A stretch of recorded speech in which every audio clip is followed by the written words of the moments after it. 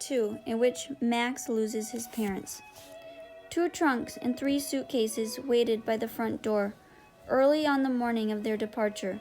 The Starlings had packed for life in a distant and unfamiliar land, where they would be asked to perform as well as to teach. Light summer clothing for when they arrived, and also clothes for the long sea voyage. "We'll be dressing for dinner, of course. I'll need at least 4 evening gowns," Mary Starling said, adding, "and you'll both need your tuxedos," although as far as Max knew, he didn't have any formal evening wear. A selection of plays had to be included. "We must have Shakespeare," William Starling decided. "Do you think Julius Caesar or A Midsummer Night's Dream?" "The comedy," he announced. Grammy had made sure their trunk carried a supply of soap and toothpaste. Max had concerned himself with watercolor paints, brushes, and paper. "There are artists in India, and very good ones," his father had protested, "so there are sure to be supplies there." But Max had paid no attention. "When it comes to his painting, he doesn't give an inch," his mother observed, which might have been a complaint, but Max didn't care. "Maybe he's an artist," Grammy suggested, and although Max thought she was wrong about that, he didn't say so. He had in fact insisted on a final lesson on the morning of their departure, arguing that an independent 12-year-old was perfectly capable of riding his bicycle up to the gangplank on his own, that yes, he would be there no later than 11:15, and yes, he would remember to ask for his ticket from the steward who would welcome him on board, because undoubtedly his parents would be busy settling in.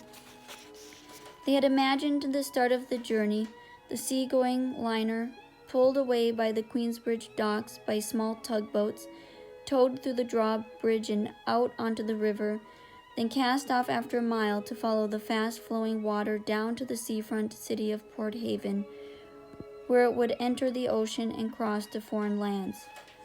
"Foreign lands," cried William Starling. "You don't want to miss that, my boy." And "I don't," Max agreed. They had worked out the timing as if it were a play. Not long after Max rode off to his lesson, the carriage would arrive to take his parents and their luggage down to the docks.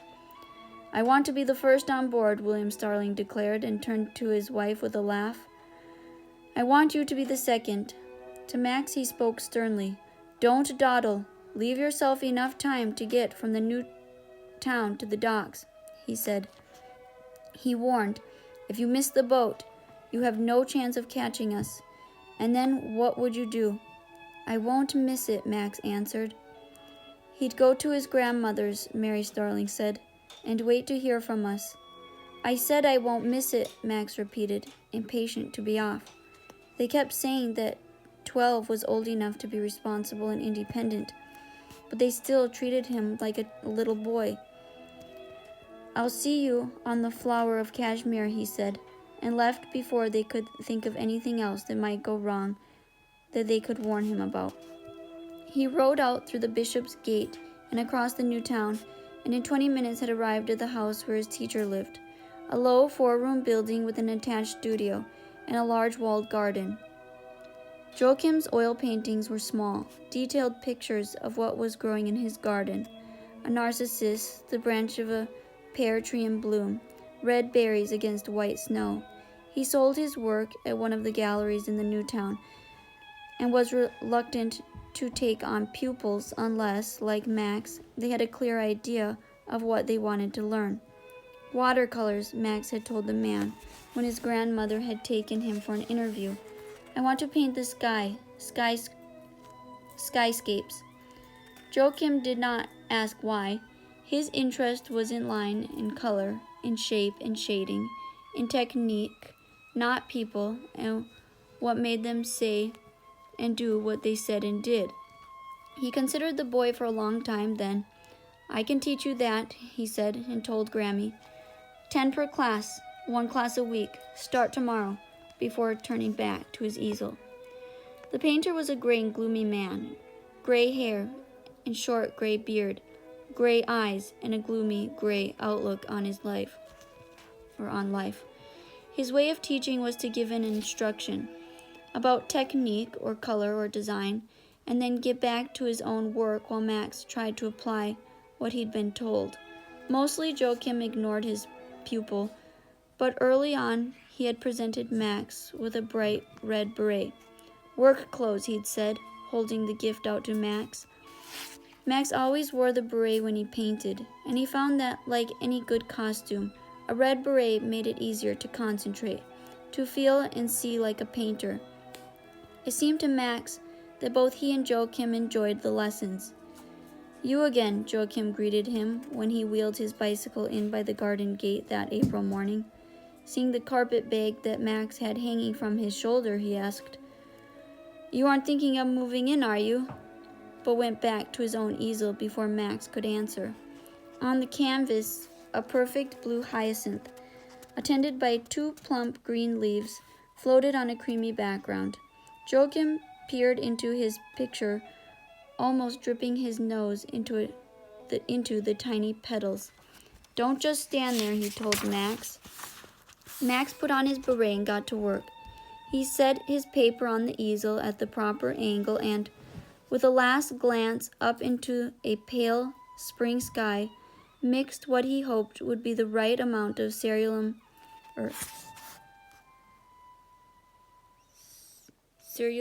blue with water. Then he picked up a broad brush to wet the upper third of his paper and lost himself in his painting. Minute after minute went by unnoticed as they worked, facing away from one another, undistracted by breeze and insect and the occasional bird, until, after a while, long enough for Max to have discarded 3 attempts and made a good beginning on the 4th, Joachim sighed and set his palette down on the ground beside him. Joachim often sighed as he worked, since what he could get onto the canvas with his paints and brushes never matched what he was imagining, but he never put down his palette. Max turned to see Joachim running paint-smeared fingers through his untidy gray hair. He leaned closer to his painting, squinting at it, as if not quite sure what he was looking at. "I'm too old for this," he said, maybe to himself, maybe to Max. Max decided to respond, whichever of them the painter had been talking to. "You're not so old." After all, his teacher's hair was gray, not white. His face was no more wrinkled than Grammy's, and she certainly wasn't old. "Old enough to be going blind. And what'll I do then? Bat blind. Who would buy what a blind painter paints?" Max was imagining what those pictures might look like. "They might be strange," he said, "and interesting." Joachim gave a sharp, sarcastic bark of a laugh. "Ha ha! I paint what I see in my garden, you know that. And I'm not seeing very clearly these days. Oh, I see the colors all right, but the edges of things are blurry, the details." "Get glasses," Max suggested. "You're not young." "You can say that again." "You're not young," said the always cooperative Max. "Very funny. Grammy told me that after 40 most people need reading glasses." "And has your know-it-all librarian grandmother also gone to eye doctor school?" When Max had an idea about how to fix some problem, he grew impatient for the plan to be put into execution. "But will you get glasses?" "You know," Joachim told him gloomily, it's not only my literal vision that I'm losing." That would be a different problem, but equally serious, Max knew. If Joachim was losing his metaphorical vision, that would be a problem to which Max couldn't begin to imagine any solution. "I wish I wasn't going away just now," he said. "As if you being here will make any difference." Without turning to look at Max, Joachim picked up his brush and palette to get back to work. "If I'm going blind in not so long a time, I'd better build up an inventory, wouldn't you say?" "I wish I knew when we're coming back," Max said, following his own thoughts. So you could get a quick medical degree and miraculously cure me? Joachim laughed again, still sarcastically. Ha ha ha, you're a bright boy, Max, but you are no genius. No, so I could, Max thought.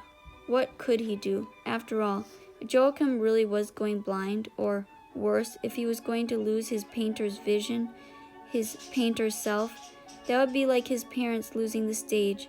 Their whole life couldn't be the same if they did it, or if they did that. If I were here, I could pester you until you went to a doctor and found out for sure about your eyes, he finally said. Thank you very much, Joachim said, meaning the opposite. End of lesson, he decided.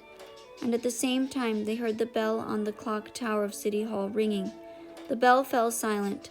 Its final notes seemed to echo in the air. Max had not heard its first notes. What time is it? He asked. Sighing at the interruption, Joachim turned away from his easel. Noon, maybe. Could be 10.